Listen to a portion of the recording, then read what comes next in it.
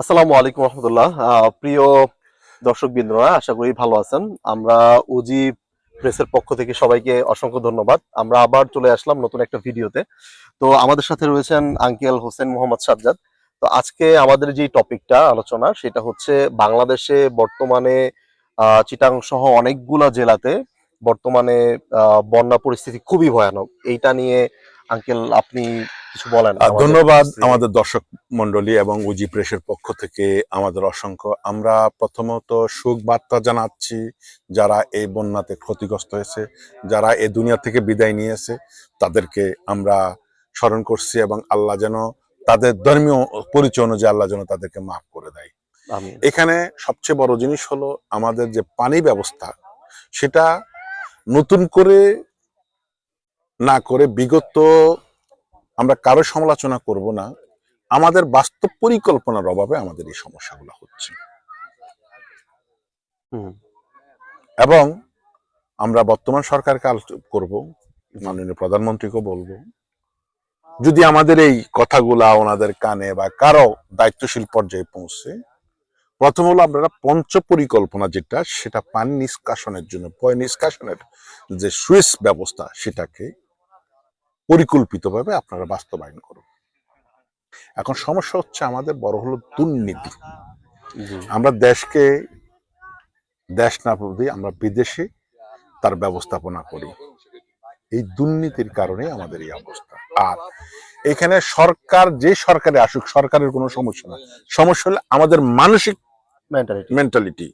কারণ আমরা খাল বিল যা যেভাবে পারি দখল করে ফেলি, অথচ আমরা ইউরোপ আসলে ইউরোপের আইন মানি, ইউরোপের সিস্টেম অনুযায়ী চলি। এইখানে গাছ কতটুকু, খাল কতটুকু হবে, সব কিছু নির্ধারিত। এমনকি মধ্যপ্রাচ্য, এমনকি আমাদের পার্শ্ববর্তী দেশ মালয়েশিয়াতে একই অবস্থা, কম্বোডিয়াতে একই অবস্থা। কম্বোডিয়া তো আমাদের চেয়ে আরো গরিব ছিল, আজকে তারা কোথায় চলে গেল? এখন আমাদের মেন্টালিটি যতক্ষণ চেঞ্জ না হবে, কারণ যে দখল, খাল দখল করি ফেলায়, ফানি সুয়েজ কলে সেটা আমরা দখল করি ফেলাই, তো এইভাবে দখলের কারণে ফানি পয় নিষ্কাশনটা সুন্দরভাবে হচ্ছে না, যার পরিপ্রেক্ষিতে এই বন্যা সৃষ্টি। কারণ একটু বৃষ্টি হয়ে গেলে পানি জমে যায়, পানি যে নদীতে পাসার হবে সেই জায়গাগুলো আমরা নষ্ট করে ফেলছি। জি আঙ্কেল, অসংখ্য ধন্যবাদ, আপনি সুন্দরভাবে বুঝাই দিলেন।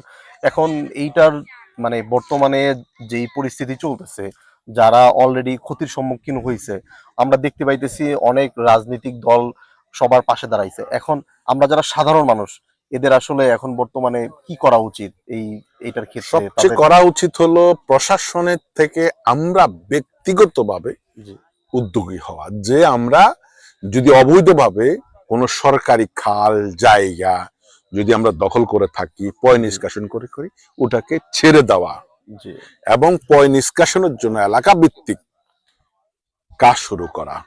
সরকার আমাদেরকে সহযোগিতা করবে, গাইডলাইন দেখে দেবে, কিন্তু আমরা যতক্ষণ পর্যন্ত সচেতন না হব, ততক্ষণ পর্যন্ত আমাদের কেউ পরিবর্তন করতে পারবে না। এই সমস্যার সমাধান জিন্দিগি হবে না। কারণ সরকার এক মাননীয় প্রধানমন্ত্রীর ক্ষেত্রে গিয়ে জায়গায় জায়গায় করা লাগবে না, ওনার প্রতিনিধি আছে। সবচেয়ে বড় হলো আমরা যারা বাংলাদেশি, কে আওয়ামী লীগ, কে বিএনপি, কে জামাত, সেটা নো সেন্টার নিয়ে আনতে আমরাই মানসিকভাবে চেঞ্জ হতে হবে, যে আমরা যে জায়গা দখল করে রাখছি খাল বিলের, এগুলো আমরা ছেড়ে দিই। তাহলেই সরকার সেটাকে সুন্দরভাবে অর্গানাইজ। সরকার কতক্ষণ করবে? এক সরকার সচেতন না হই তাহলে সম্ভব, কোনোদিনও সম্ভব না। আমাদের মেন্টালিটি আগে চেঞ্জ করতে হবে, অবশ্যই আমাদেরকে আগে আসতে হবে, অবশ্যই, তাহলেই সরকার হেল্প করতে পারবে। অবশ্যই অবশ্যই তখন সরকারের প্রতিটা পরিকল্পনা কাজ দিবে। ওকে আঙ্কেল, অসংখ্য ধন্যবাদ আপনার আলোচনার জন্য। প্রিয় দর্শক মন্ডলী, আজকে এই পর্যন্তই আমাদের এই আলোচনা। ইনশাআল্লাহ আমরা পরবর্তীতে এখানের মধ্যে যে হলো আমি যে আলোচনা করছি, এটা তো আপনারা কেউ নেগেটিভ নেবেন, আমি বাস্তব কথাটা বলতেছি, আমাদের মেইন সমস্যাটা কি। তো এই জন্য সবাইকে ধন্যবাদ। যদি কেউ মনোকষ্ট নিয়ে থাকেন, সরি, ক্ষমা প্রার্থী। ধন্যবাদ। ওই যে প্রশ্ন, সবাইকে ধন্যবাদ। আসসালামু আলাইকুম।